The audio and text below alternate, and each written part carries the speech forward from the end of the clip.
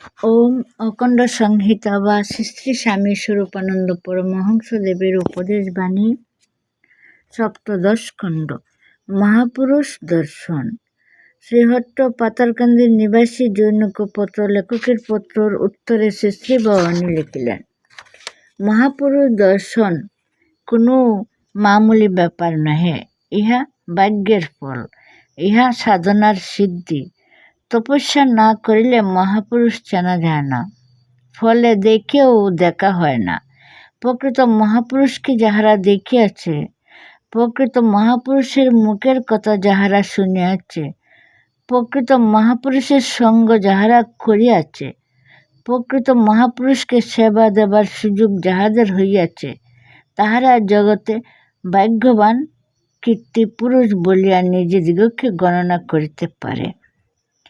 মহাপুরুষ দেখা না পরম সুন্দরকে দেখা, মহাপুরুষের সঙ্গ করা না পরম সুন্দরের সঙ্গ করা,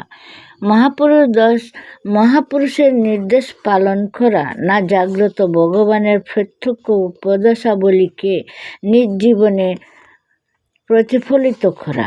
মহাপুরুষকে হেলা করিও না, কিন্তু তাই বলিয়া একথা বলিতেছি না যে তোমরা এমন আচরণ করো যাহাতে সুযোগের উচ্চকোটি মহাপুরুষেরও পতন ঘটিয়া যায়।